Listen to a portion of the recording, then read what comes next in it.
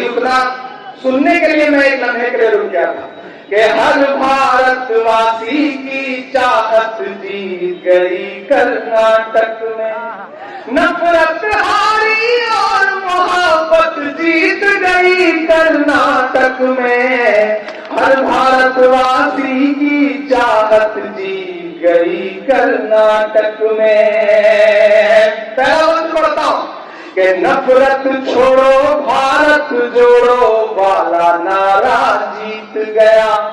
अगला जो मिसरा है वो अगर लगे कि हाँ बहुत सलीके से बात कही गई है तो कोई भी हाथ खामोश नहीं रहेगा। आपकी तालियों का शोर अपने बड़े से महल में बैठे हुए इस मुल्क के हाकिम तक जाएगा, मैं जानता हूं।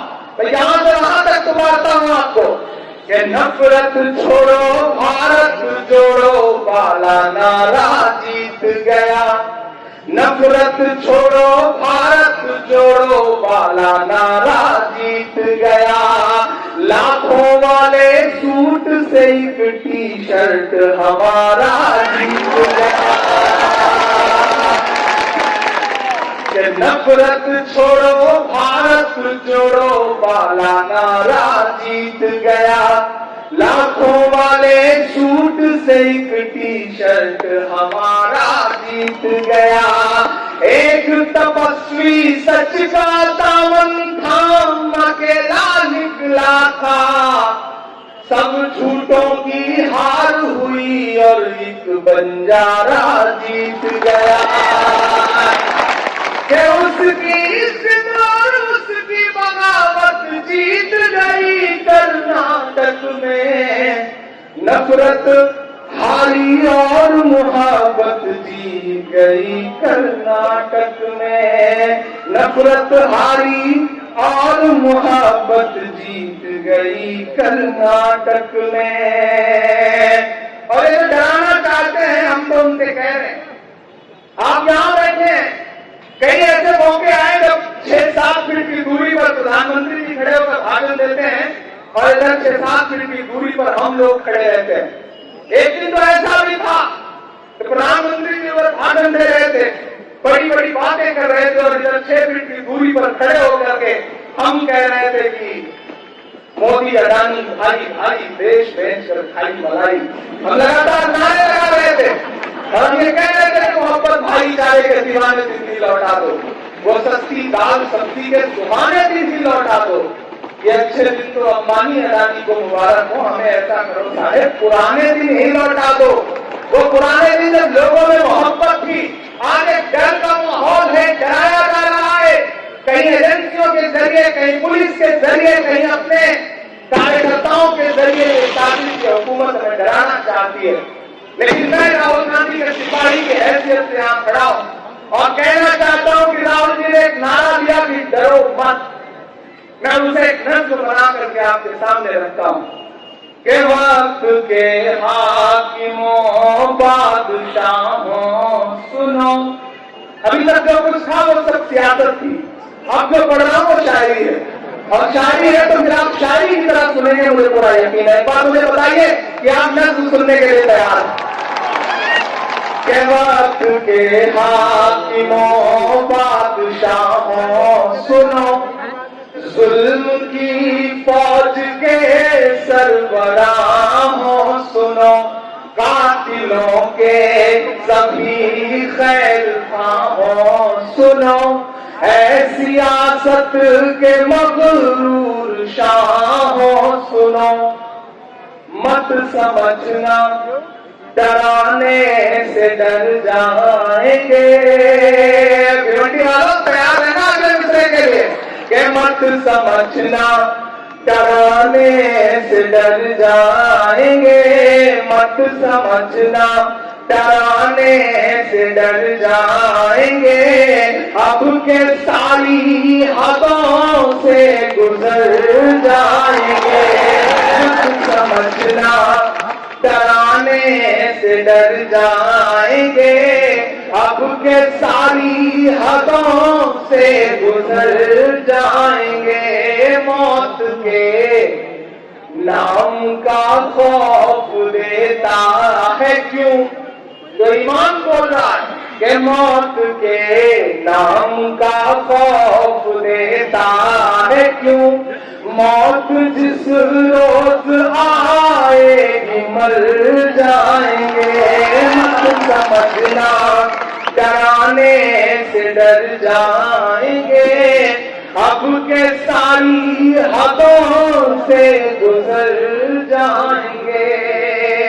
पहला बंद पढ़ता हूं कि हमने ज़मज़म दिया, आबे गंगा दिया। क्या खूबसूरत माहौल था। नाना पटोले साहब माइक पर आए, 2 लफ्ज़ उन्होंने बोला और मेरा नाम शुरू हुई और वो फिर खामोशी के साथ खड़े रहे और बाद में उन्होंने बोलना शुरू किया तो ये कहा कि ये शुभ संकेत है, ये अच्छी बात है कि मैंने जब बोलना शुरू किया मेरा नाम शुरू हुआ। ये है हमारा भारत, ये है हमारा हिंदुस्तान, जिसे कुछ ताकतें चाहती हैं कि बंट जाए, अलग अलग हो जाए, लोग बंट जाए, एक दूसरे का सम्मान न करें। नहीं, हमारे पुरखों ने बड़ा खून पसीना देकर के इस मुल्क को सजाया है, संवारा।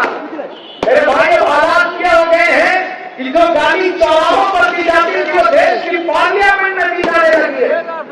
हालात यहाँ आ गए, लेकिन डरना नहीं है बल्कि अलग ऐलान ये कहना है कि हमने ज़मज़म दिया, आबे गंगा दिया, तुमने भारत को दंगा ही दंगा दिया, तुमने भारत को दंगा ही दंगा दिया, तुमने एक रंग के ख्वाब देखे मगर, ये 3 रंग है हमारे सर पर, हरा सफेद केसरिया, ये तीनों रंग आप देखिएगा, मेरे विषय सुनिएगा कि हमने ज़मज़म दिया, आबे गंगा दिया, तुमने भारत को दंगा ही दंगा दिया, तुमने एक रंग के ख्वाब देखे मगर हमने हिंदुस्तान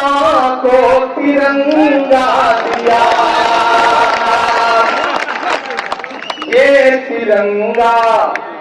ये तिरंगा बदन पर लपेटे हुए, ये तिरंगा बदन पर लपेटे हुए एक दिन इस ज़मीन में उतर जाएंगे, मत समझना डराने से डर जाएंगे, अब के सारी हदों से गुजर जाएंगे। अगले जो 7, 8, 9, 10 मिनट बचे हैं, मैं आखिर में एक नज़्म आपको सुना करके आपसे विदा दूंगा। एक नज़्म इन दिनों में मेरे दिल के बहुत करीब है, मैं वो आपको सुनाता हूँ। उसमें पूरा उन्वान है लाल किला। इस बीच पूरे मुल्क में एक माहौल बनाया गया है, कभी ये नाम बदल दो, कभी वो नाम बदल दो, कभी कुछ कर दो, काम कुछ मत करो, बस या तो अपने नाम का ठप्पा लगाओ या नाम बदल दो। मैंने एक नज़्म कही, मैं अगले 7, 8 मिनट में आपसे विदा दूंगा उस नज़्म को सुना करके।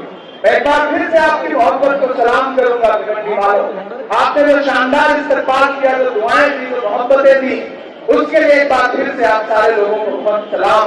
और बुनकर भाइयों, मैं आपको यकीन दिलाता हूँ कि ये जो लड़ाई है बुनकरों की वो बहुत बड़ी है, और ये लड़ाई हम सिर्फ आज भिवंडी में भाषण देकर के नहीं छोड़ेंगे, इस लड़ाई को लेकर के पूरे मुल्क में जाएंगे।